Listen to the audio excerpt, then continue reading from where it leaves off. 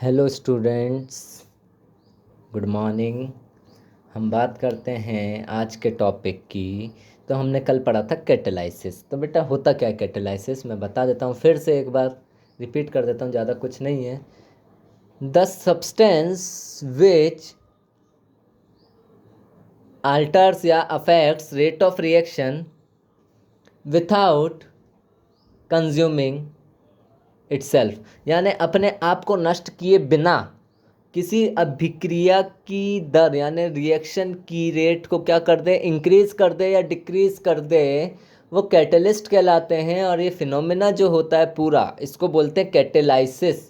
तो उसके मैंने कुछ टाइप्स भी कल बता दिए थे आपको, तो उनमें ही कुछ दो और आते हैं, होमोजीनियस कैटेलाइसिस और हेट्रोजीनियस कैटेलाइसिस। तो पढ़ते हैं क्या होता है होमोजीनियस कैटेलाइसिस। बेटा जैसा नाम होमोजीनियस पढ़ाया है, होमोजीनियस होमोजीनियस बहुत बार पढ़ाया। होमो का मतलब होता है बेटा सेम। तो मैं एक रिएक्शन का एग्जांपल लेता हूँ। SO2 का ऑक्सीडेशन करा दो तो SO3 गैस बनती है।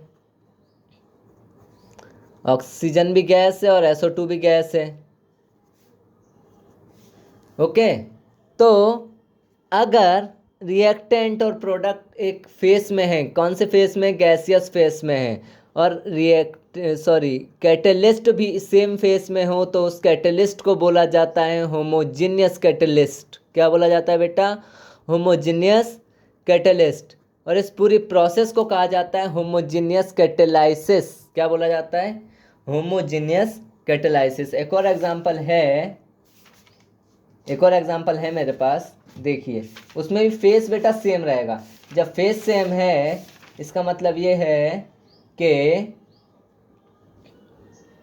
ये होमोजेनियस कैटेलाइसिस हो रहा है। एसिटाल्डिहाइड गैस होती है, I2 भी गैस है। ये दोनों मीथेन गैस बनाते हैं और कार्बन मोनोऑक्साइड गैस। बेटा स्टेट देख लो सबकी, gaseous state, gaseous state, gaseous state, gaseous state. ये सारे गैसियस स्टेट में हैं। तो ये भी क्या हो गया बेटा? ये भी हो गया होमोजीनियस कैटेलिस्ट। और ये होमोजीनियस कैटेलिस्ट है तो प्रोसेस क्या होगी बेटा? Homogeneous catalysis. अगर दूसरे की बात करें हेट्रोजीनियस कैटेलाइसिस, तो बेटा हेट्रो का मतलब अलग अलग अलग अलग, यानी कि रिएक्टेंट प्रोडक्ट का फेस अलग होगा और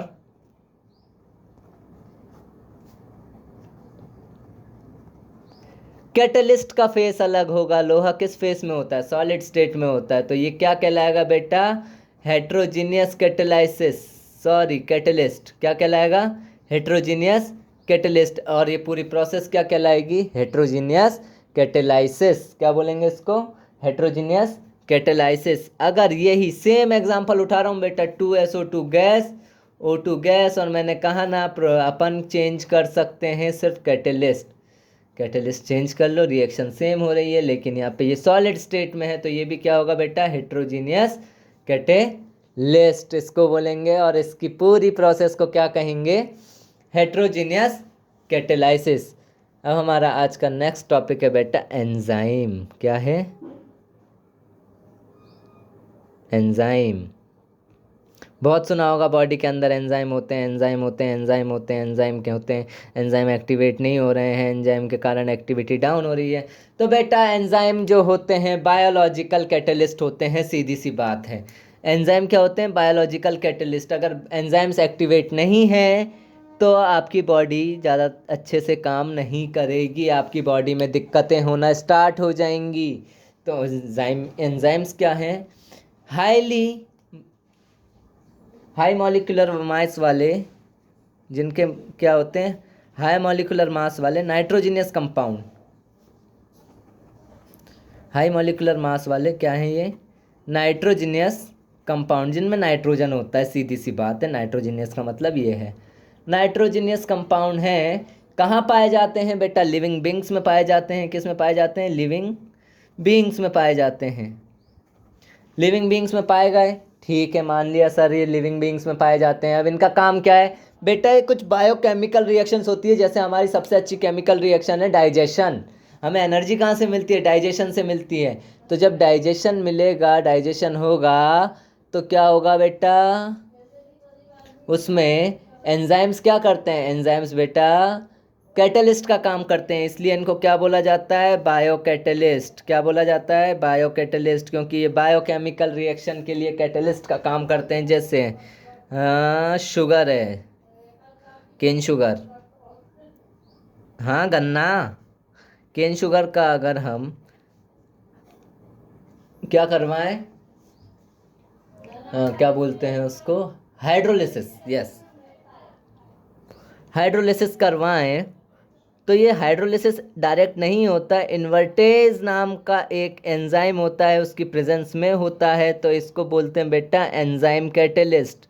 क्या बोलते हैं, एंजाइम कैटेलिस्ट।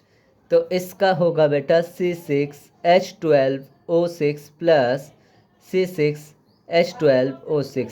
सर आपने ये 2C6H12O6 क्यों नहीं लिखा बेटा, एक है ग्लूकोज और दूसरा है फ्रक्टोस, इनके स्ट्रक्चर बेटा अलग अलग होते हैं। बायोलॉजी में formula can be same but structures are different.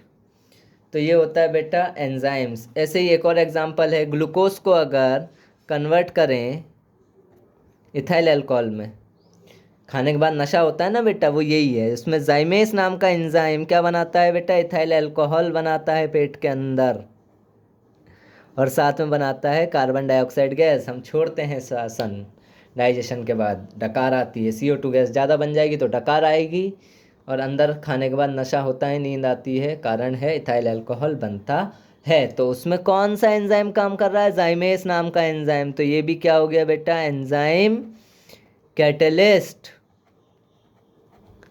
तो बेटा आज के लिए इतना काफ़ी है, बाकी हम कल से पढ़ेंगे कोलाइडल स्टेट। कोलाइडल स्टेट कल समझाऊंगा क्या होता है।